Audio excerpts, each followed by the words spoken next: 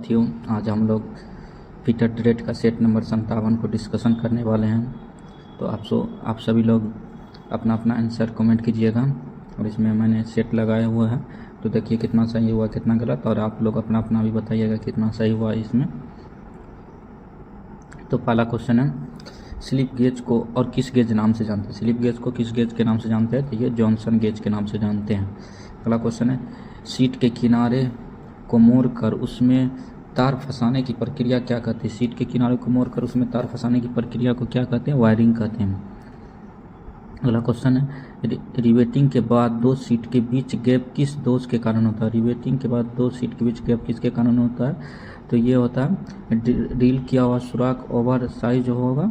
उसके बाद rivet set का सही प्रयोग ना करना, रिवेट सेट का सही प्रयोग नहीं करना, और का ये होना। कम गति व अधिक भार के लिए किस बेरिंग का प्रयोग करते हैं? कास्ट आयरन का। कम गति और इसके लिए किसका उपयोग करते हैं? तो ये कास्ट आयरन का उपयोग करते हैं। ये नंबर हो जाएगा।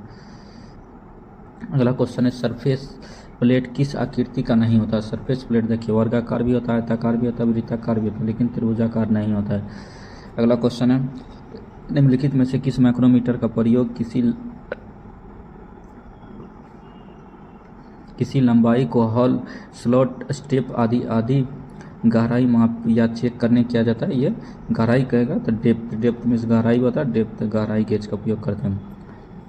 अगला क्वेश्चन है, कटिंग फ्लूइड का मूल कार्य क्या है? शीतलन और कर्तन उपकरण से चिप्स को दूर करना, शीतलन कर्तन उपकरण को चिप्स से दूर करना। मानव शरीर पर बिजली के झटके का प्रभाव निम्न से किस पर निर्भर करता है? तो ये जो लाइन वोल्टेज पर, झटके का प्रभाव किस पर निर्भर करता है? लाइन वोल्टेज पर। वर्नियर परवन चंदा का माप होता है 1 डिग्री का 12वां भाग, 1 डिग्री का 12वां भाग। एसिटिलीन गैस की मात्रा से अधिक मात्रा ऑक्सीजन मिलाने पर ज्वाला बनती है, ऑक्सीडाइजिंग। किस प्रकार के पंच का उपयोग सीट मेटल शॉप में किया जाता है? तो प्रिक पंच का उपयोग किया जाता है। पेट्रोल से लगी आग बुझाने के लिए किसका प्रयोग किया जाता है? फोम रूपी आग बुझाने वाला यंत्र, फोम रूपी आग बुझाने वाला। व्हाइट लेड पाउडर को तारपीन के तेल के खोल में मिलाया जाता है, जिससे तैयार मार्किंग मीडिया डैश कहलाता है। तो ये पर्शियन ब्लू कहलाता है, पर्शियन ब्लू। निम्न में से अलाउंस के प्रकार है? एक अलाउंस दो प्रकार के, अधिकतम और न्यूनतम अलाउंस। हाथा हैंडल लगाने के लिए प्रयोग की जाने वाले हथौड़े का भाग का क्या नाम है? तो आई होल में घुसाते हैं। एक गेज में कई फ्लैट ब्लेड होता है जिन पर विभिन्न प्रकार चिप कटे रहते हैं, उसका नाम क्या है? स्क्रू पिच गेज, उसका नाम है स्क्रू पिच गेज। जब स्टील को भट्टी में गर्म किया जाता है और फिर समान ताप पर हवा में ठंडा किया जाता है, तो इसे नॉर्मलाइजिंग कहते हैं। निम्न में से किससे फीड प्रभावित होता है? तो टूल की धातु से, कार्य की धातु से, उसके बाद कार्य की फिनिशिंग से, तीनों से टूल प्रभावित होता है। निम्न में से स्टेनलेस स्टील का मुख्य एलाइनिंग तत्व क्या है? तो स्टेनलेस स्टील किसका बना होता है? क्रोमियम तथा निकेल का बना होता है। उसके बाद संचय यानी ड्रिफ्ट का उपयोग डैश के लिए किया जाता है? मशीन के स्पिंडल से ड्रिल को हटाने के लिए। ड्रिफ्ट का उपयोग मशीन के स्पिंडल से ड्रिल को हटाने के लिए किया जाता है। निम्न में से कहाँ पर वर्नियर माइक्रोमीटर का वर्नियर स्केल बना होता है? तो स्लिप पर वर्नियर माइक्रोमीटर का स्केल बना होता है, स्लिप पर। निम्न में से किस कार्य के लिए लेथ मशीन पर रफ टर्निंग की जाती है? किस कार्य के लिए रफ टर्निंग की जाती है? जब अधिक धातु काटना हो तो रफ टर्निंग की जाती है। चोकिंग होता है, चोकिंग हैमर के हैंडल को हेड के नज़दीक पकड़ना चोकिंग कहलाता है। हेड के नज़दीक पकड़ के छोड़ देंगे वो चोकिंग का। शेपर का कौन सा पार्ट टेपर को सहायता देता है? ये सेडल जो है टेपर को सहायता देता है। हेड स्टॉक का पार्ट निम्न में से कौन सा है? तो ये ड्राइविंग मैकेनिज्म। शोल्डर का गलनांक बढ़ाने के लिए किस धातु मिलाई जाती है? तो एंटीमनी। शोल्डर का गलनांक बढ़ाने के लिए किसका प्रयोग किया जाता है? एंटीमनी का प्रयोग किया जाता है। निम्न में से किस फीड में होल और शाफ्ट के बीच अलाउंस इतना रखा जाता है कि ना तो उससे अधिक क्लियरेंस और ना ही अधिक इंटरफेरेंस रहे? इससे कहते हैं ट्रांजिशन फिट। ना तो अधिक क्लियरेंस रहे, ना ही अधिक इंटरफेरेंस हो, इसे ट्रांजिशन फिट कहते हैं। हवाई जहाज की बॉडी किसकी बनी होती है? एल्युमिनियम की, तो जानबे करते होती है। एनविल कास्ट स्टील की हेवी ब्लॉक की बनाई जाती है, क्यों? हैमर के चोट सहन करने के लिए, के चोट सहन करने के लिए। निम्न में से कौन सा सेंटर कालखंड के साथ घूमता है? कौन सा कालखंड के साथ घूमता है? तो लाइव सेंटर। डेड सेंटर जो है टेल स्टॉक में होता है, टेल स्टॉक घूमता नहीं है इसलिए उसमें डेड सेंटर होता है। लाइव स्टॉक घूमता है उसमें लाइव सेंटर होता है, डेड स्टॉक। छूट न्यूनतम होती है बाधा फीट में, छूट न्यूनतम होगी बाधा फीट में। इंटरफेरेंस फीट जिसको कहते हैं, बाधा फीट को इंग्लिश में इंटरफेरेंस फीट कहते हैं। ऑटोमेटिक पंच में किस प्रकार की एनर्जी होती है? पोटेंशियल एनर्जी होती है। ऑटोमेटिक पंच में पोटेंशियल एनर्जी होती है। तांबे का एक अयस्क है, पायराइट किसका अयस्क है? तांबे का अयस्क। वर्कशॉप में भारी सामान उठाते समय अधिक भार शरीर के किस अंग पर पड़ता है? तो पैर पे पड़ता है। उसके बाद निम्न में से heat worth quick return mechanism का दूसरा नाम क्या है? क्रैंक और सॉलिड लिंक मैकेनिज्म, क्रैंक और सॉलिड लिंक मैकेनिज्म। निम्नलिखित में से किस ताप पर डाले जाने पर स्नेहक बहने लगता है? तो पोर पॉइंट पर डालिएगा तो स्नेहक बहने लगता है। पाइप डाई एक डैश है, हस्त उपकरण है, ये एक हस्त उपकरण है। बॉल बियरिंग में आमतौर पर केज निम्नलिखित में से किस चीज से बना होता है? बॉल बियरिंग का जो केज होता है वो किस चीज से बना होता है? वो ब्रास, पीतल का बना होता है, ब्रास। निम्न में से कौन सी कैल्शियम कार्बाइड एवं जल की रासायनिक प्रतिक्रिया द्वारा बनती है? तो ये जो है एसिटिलीन जो है कैल्शियम कार्बाइड और जल की रासायनिक अभिक्रिया द्वारा बनती है। ड्रिलिंग के लिए वृत्तीय बार को पकड़े रखने और लोकेट करने के लिए उपयुक्त श्रेष्ठ उपकरण कौन सा है? तो वी ब्लॉक है। रेचेट स्टॉप माइक्रोमीटर किसके लिए कार्य करता है? तो प्रेशर कंट्रोल के लिए। एचएस से बना कार्बन की मात्रा कितनी होती है? एचएस हाई स्पीड स्टील में कार्बन की मात्रा 0.7% से 1% होती है। बेल्ट का चयन किस आधार पर किया जाता है? तो सेंटर की दूरी, फ्लेक्सिबिलिटी और स्ट्रेंथ के अनुसार, ये सभी के अनुसार। फोर्जा चौक के ऊपर बने वृत्त किस उद्देश्य के लिए होता है?